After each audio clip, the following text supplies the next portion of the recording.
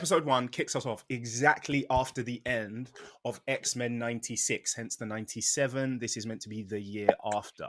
We're back in that fuck-ass mansion. I hated it. I saw that couch. I saw that old fucked up TV. I said, we're down. But okay, Beast is still in his underwear at all times of day. We sound like Storm in episode 2.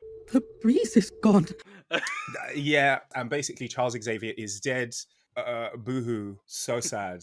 Next point. He's not dead. He's in space. Who cares? Truly. All right. I realized that his date of death is 11/11, and that's the necklace I wear around my neck. And I'm just like, oh, you see how the universe aligns that I wear the death of Charles Xavier around my neck? If you didn't know that there was a level 800 of hateration, Tiffie has just showed it to you. You were there. Tiffie just went Super Saiyan 3 of hateration. My angel number is when Jean died, but that's just different. Which time? There's so many. I was like, how many angel numbers do you have? It's a long chain. Necklace is long as fuck. You gotta walk into the room sideways. So everybody is at the mansion, and then of course we start going after a sunspot. For those of you who are anticipating an Afro Latino, that is not what we're getting. There's nothing. The Afro is gone. Rude. Mm. Rude. We have a very cafe au lait. Amaretto. Mm-hmm. He's giving doesn't have to ask any questions in Sephora. Okay. He's also the whole anchor of the episode. He's hunted down by the Friends of Humanity, and the whole X-Men's mission is to go and save Sunspot. Sunspot origin has now been changed, so he's not a footballer who gets abused because he's black and then discovers his mutant power. He is actually a light-skinned Latino who is hiding his blackness from his folks. It's literally, he turned on one nigga arm at the end. He said, I could never tell them about this. And then he turned it back off. But everybody breaks in. There's some really cool fights. It's a nice little arc, but it's a nice little intro. So that's where we are. That's where we are with the episode. Okay, so this is what happens. So I think, was it the end of last episode where they show up and take Magneto away to the court, and that's where he goes. So this is basically going to be the trial where he's speaking on behalf of like the crimes that he committed in the past, even though he was really dope and like rescued the children and all the people from the Ferris wheel that was like spinning and things. He's trying to show good faith and basically be like, even though my ideals don't necessarily align with Charles Xavier's, as a show of good faith, I am going to just like play along and just cooperate and things like that. So at the trial, the Friends of Humanity start to break in, and they are after not only Magneto, but also who's that tribunal?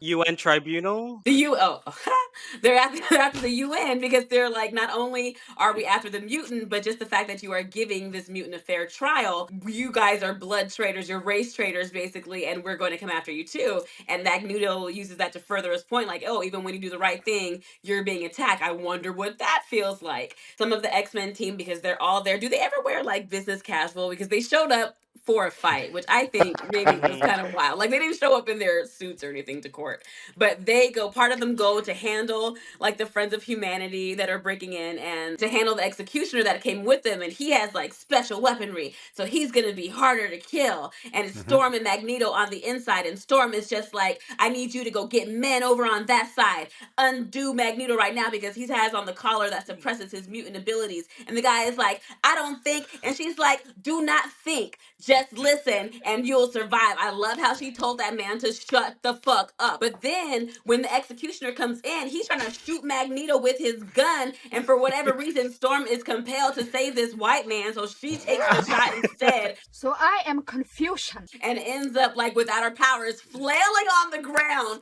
America, explain. And like, oh my, like, I know you just got shot, but please stand up. After that beautiful, very powerful scene that they gave her in the previous episode, why they got her on a salmon that like a bear swatted out of a river. It's very strange. And Magneto, who's been like the only real motherfucker to really like respect Storm, is like, oh hell nah, not my girl. And so he like takes everyone basically up into space, which I thought was a little bit extreme, but he had a point to make. And he's like, I could kill you, but again, I'm trying to be a better person. I'm going to show you the mercy that you refuse to show us, and I'm going to let you live. He basically gives a whole big old long speech about that, and in the end he takes them back down. They decide to absolve him of all of his crime, and then Storm has a blood test done to figure out like what's going on. It turns out that the loss of her powers is permanent. So Jean is like, we'll stay with you, girl. And Storm's like, I don't want all that. So she leaves by the end of the episode, and Rogue and Magneto, because it's heavily hinted that they have something going on, which Gambit overhears. This is the Heartbreak Hotel. This is I don't know. I wouldn't take that. I would just walk in the room and make it awkward for everybody. You're not about to have me out here looking stupid. But he just like drops the card on the ground and like walks away all sad. And that was episode 2. But I don't really remember what happened. Who showed up? Who showed up at the end? Someone else showed up at the very end. Oh yeah. There was a knock at the door, and then it's Jean, and she like steps inside, and they're like, oh my God, it's Jean. But then pregnant Jean is also right there. So there's 2 Jeans, and she immediately faints. So in this episode, basically, it's an adaptation of the Jean and Madeline stuff from Inferno, very loosely, but emotionally, I think, gets at the heart of a lot of it. Basically, they're all like, well, Beast ran some tests, and this new Jean is the one who's like accurately as old as Jean is supposed to be, and your DNA is looking weirdly fresh. And she's like, why won't anybody believe me? And Scott is like, we just need to be sure, Jean. And so she goes off to the baby's room to be with Nathan, and this was good. It's the scene from like the orphanage where Mr. Sinister reveals it all, but here he delivers it to her through the baby monitor, which I thought was a cute detail, and he basically tells her like, I created you. So it's the cartoon Sinister voice, which I cannot do without like a vocoder, but he's like, I created you, and now I will have your child. Yes, my queen, your royal hair, or whatever. And he activates her sleeper programming and turns her into the Goblin Queen. She then does an Inferno, but just in the X Mansion, because we've only got 20 minutes and it's the 90s cartoon, so we don't go anywhere else. We have 8 30-minute episodes and we got to hit all these marks. So suddenly she has demon powers. Why? Unexplained. Doesn't really matter. The point is that Jennifer Hale is serving cunt on a silver platter for the next like 15 minutes. The X-Men fight with Madeline. She fights Magneto and it's pretty cool. She gets a moment where like Magneto's like, my magnetism. And she's like, yeah, can you do shit to glass? Because I'm going to use the glass then. Point is, it ends with Jean, the real Jean, has gotten her memories back because she and Logan were like kind of getting sensual. But she immediately goes, Scott! Which was funny. That made me laugh in the theater. She does an astral projection. It's cool. She like confronts Maddie. She ends up psychically dragging Maddie into her own womb to experience the birth of Nathan from Nathan's perspective, which is insane. This is an insane sequence for like ostensibly the Fox Kids cartoon, right? Basically, Jean snaps her out of it. The Sinister gem shatters on her forehead because she realizes I love my baby, and even if I'm not the real Jean, he's my baby. And so she and Scott team up to fight Sinister, but Sinister has already infected Cable with the techno-organic virus. In this continuity, he's doing it to make him invulnerable, like an Achilles kind of thing, but they interrupt the process and now he's fucked. And because we can't use Rachel, because there's only one Rachel, so you can't have Rachel in this cartoon, the sidestep that's clever here is that Bishop takes the baby into the future instead. And they're going to go meet up with Forge in the future, so then we cut to Forge in the present, where he's meeting up with Storm. The breeze is gone. For LifeDeath. And that's the end of the episode. Oh, except Jean is like, other Jean, stay here. This is your home too. And she's like, actually, I'm going to get out of here. Picked a new name. It's Madeline Pryor for some reason. Just call me that. I'm heading out. I got a suitcase. We're Gucci, but like, I need to not be here. Okay, so part 1, it's Jubilee's birthday. The X-Men are all sitting around eating muffins in their spandex. And Jubilee wants to take them all to the arcade. And Magneto's like, no, I'm too grown up for that, you child. And so she runs off to Roberto's house. They are playing video games and they get sucked in, and it's Mojo. And he basically kind of sucks them into the X-Men fighting game from the 90s. You are helpless against my power, X-Men.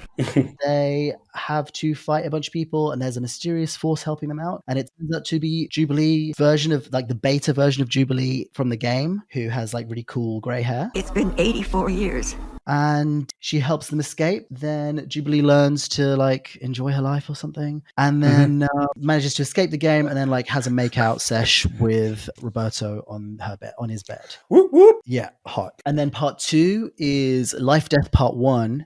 The breeze is gone. Where Storm's gone and moved in with Forge, who approached her at that bar, and putting her in a machine and trying to get her powers back.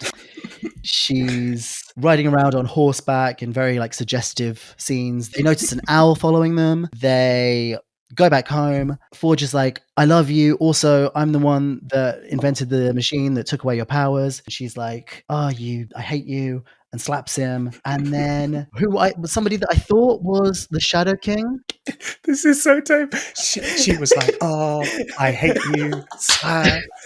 I'm sorry. Are you laughing because this is the best recap ever? Is that what's yes? Good. Please It is kind of continue. amazing. Anyway, she slaps him, and he and then they get attacked by someone. Maybe the adversary. Yeah, that was what Googling led me to. And then and then to be continued. Thank you for that. Yes, that was that was it. That was what happened in it. It's just the way that you were so like calm through some pretty devastating scenes. You were like, then he says he loves her, and then he also says that he invented the machine that robbed her of her powers. And then she went, she was like, "Oh so no, slap!" She was so angry. She said, "Slap."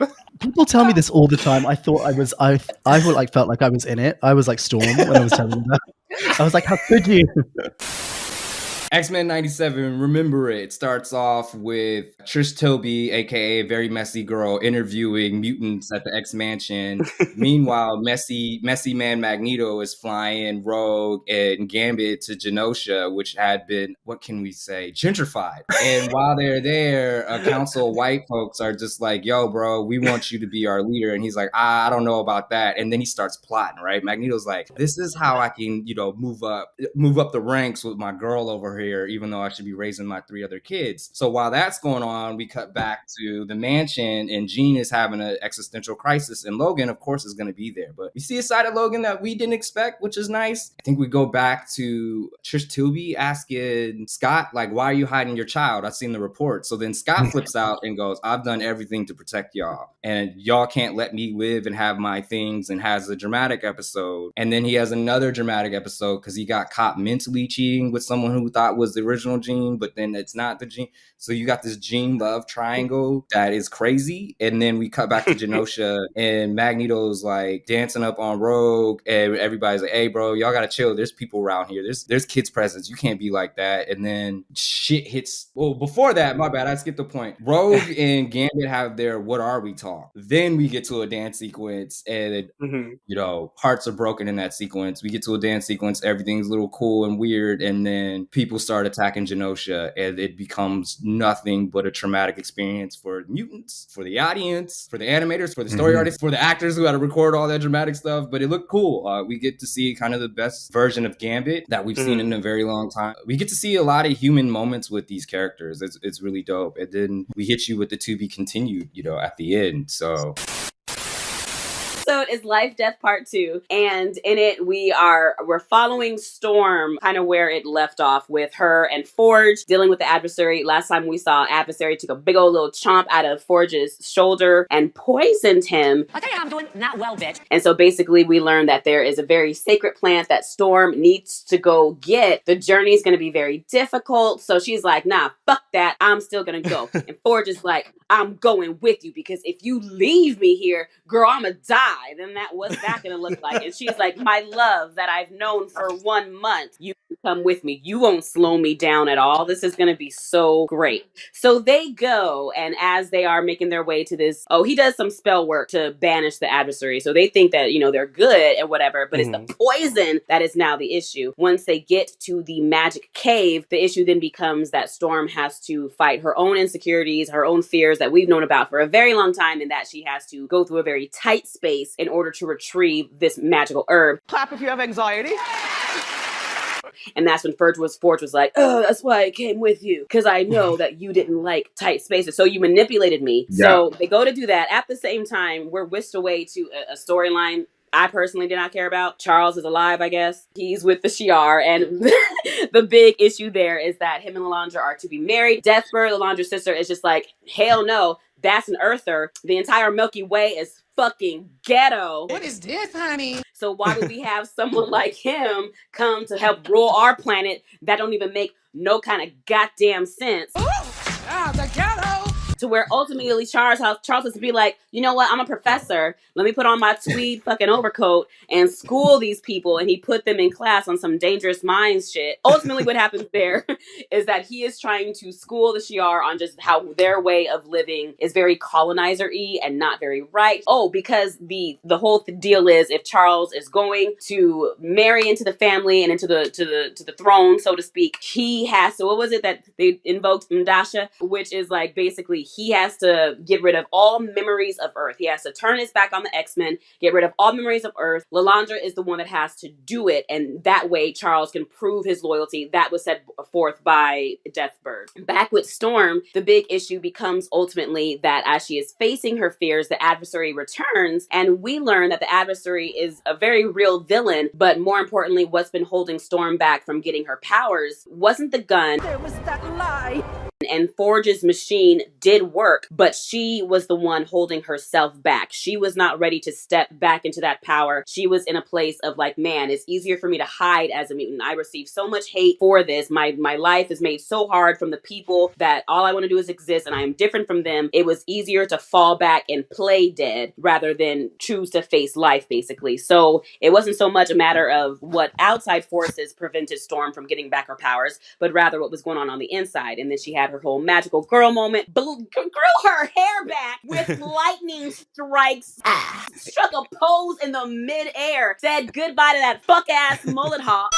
And then we saw the goddess turn. That was the best part of the episode, but of course they took us on back to Charles and some shit that we don't care. And ultimately, while he was in this astral plane with the Shi'ar and schooling them, he receives that psychic image. I suppose that is when Genosha happens. He sees this image of like the earth exploding and Gambit is dead. He knows by name who's died. He knows what happens. And he's like, fuck all this nonsense. I have to go back to Earth. I have to go back to X-Men. And then at the very, very end of the episode, Bolivar Trask is like, no, I gave you my DNA for Master Mold. Please, what else? Genosha was so bad. They really tried to make us feel bad for this man. And Sinister is just like, hey, All you gotta do is submit to Sinister.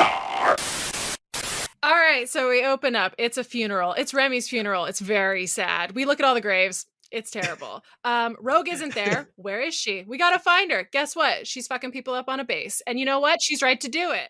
My notes are too raggedy for this. I can't. My notes are thorough, but they're like chaotically bisexually thorough. So there's no names, but there's like, I'm horny about this. I'm like, X-Men join in. She finds Captain America. He's a dick as usual. Everybody goes for some reason to the council building where there's some very lax security. They managed to get into a super secret that was not super secret thing. A man's going to throw himself off. Everybody stops him. Boo-hoo. He tells them secrets. She lets him go. No. Now it's a different problem. Everybody's beefing. We find out if Bastion at the end. And over on the other side, we have Jubilee and Sunspot going to Genosha. They are helping the people in Genosha, but then Jubilee takes Sunspot to the side and says, hey, you're gay. And then he's like, yeah. And then she's like, okay, so you gonna tell your mom or not? He decides to take her to his skyscraper apartment where he goes to visit who we think initially is his dad, but it turns out to be his mom. He tells her, hey mom, I'm a mutant. And then she's like, oh my God, that's fine. We kind of knew about it anyway, but we are not going to tell anyone because if we do, J.K. Rowling's gonna get really mad at us and our stocks are gonna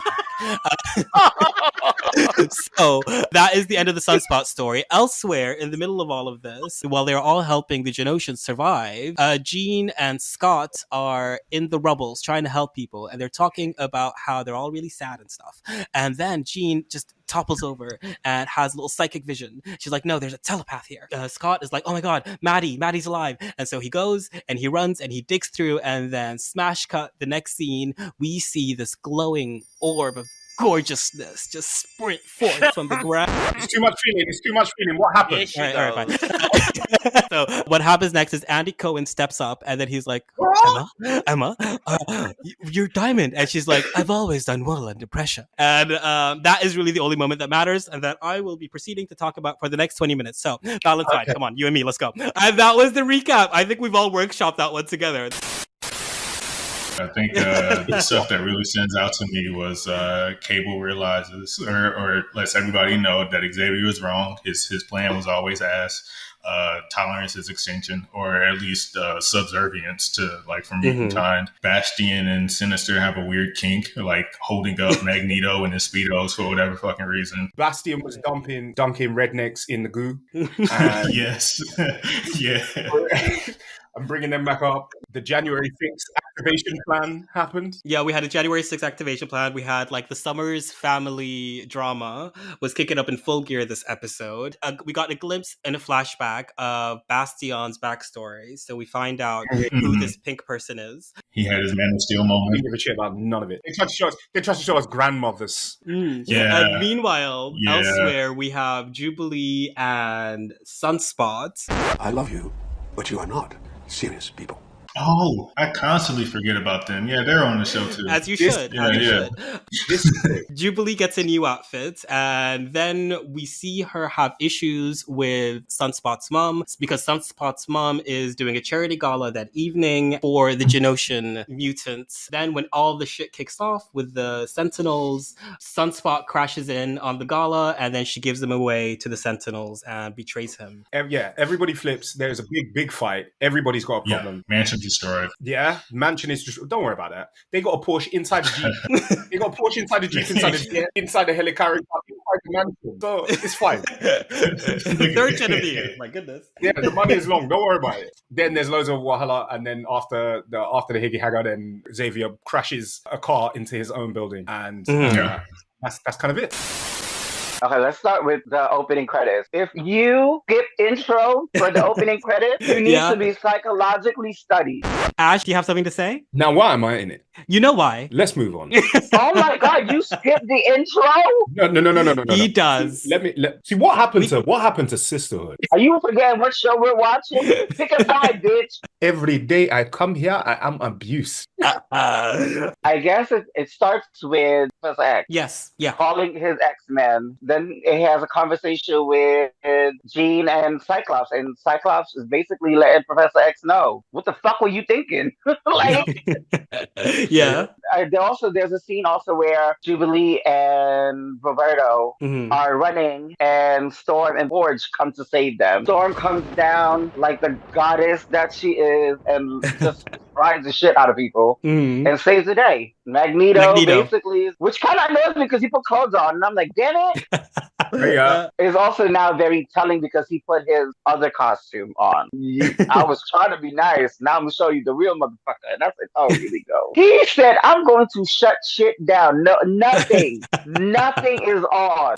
I see dead people. Magneto's Air Force One costume, the EMP pulse, everything goes down. And then the world only has 12 hours to survive. Yes. Cyclops splits the teams into blue and gold. Yep. Storm was the leader of the whole team. Oh, and there was that Storm and Jean Grey scene as well. I was like, oh, that is sisterhood. I said, there you go. Yeah. Does it end with Jean dying at the end? Yeah, they split into two. One goes to fight Bastion, one goes to fight Magneto. Sinister comes out and starts to be a bit of an arsehole. He turns Cable against Jean. Cable unleashes his telekinetic power. It looks like Jean dies. And then Scott, who's over dealing with Magneto, sees it. Wolverine gets his adamantium ripped out by Magneto. Wolverine stabs Magneto. It's more drama. Tolerance of Extinction Part 3. Was it? We are in Vietnam, and and two men are on a date. It's just Magneto and Xavier, and they're like, "Oh my God, are you a mutant? Oh my God, I'm a mutant." So they're in the bar and they're talking, and they're like, "Mutants are a thing." No, they're not. Yes, they are. I'm one. I'm one too. We're not going to kiss. Well, then it turns out they're in his head. It cuts to Bastion, and Jean is under the sea. We see Ariel. Nope, it's Jean. We see Ariel under the water dying. Like, I'm going to steal your voice. Yeah. My husband was like, "Oh my God, Jean Grey drowned," and I was like, "You idiot."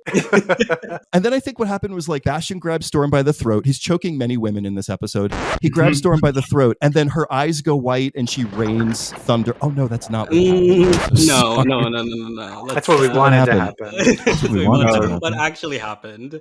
And then Phoenix, a concept I am not familiar with. Phoenix comes out of the lake. She is on fire, and she turns Mr. Sinister into Elmer Fudd. We go back to our lovers from Vietnam, and they're like, oh my God, ew, we're inside my head, and I don't even know who I am anymore. I have amnesia. Yeah, and then Magneto's all like Willow from season 6 of Buffy, where he's like, I fucking hate everything. I'm just going to destroy the entire world. And he's like, well, what about the mutants? And he's like, they'll figure it out. And then they're just like fighting. But finally, is this when Xavier takes over his mind? Am I right? Yeah, he starts like taking over his mind, and then we cut to the reality where they are. They're on Asteroid M. Logan is laid out. Rogue is all of a sudden fine. She's like, hey, y'all, we're best friends, right? We're like, you just hit me. Oh, they have it, Magneto and Xavier on the ship, and they're like, unconscious. Oh my God, our gay love is trying to get through. Bastion, and he flies up to Asteroid M, and he's like, fuck you, fuck you, fuck you. You're cool, fuck you.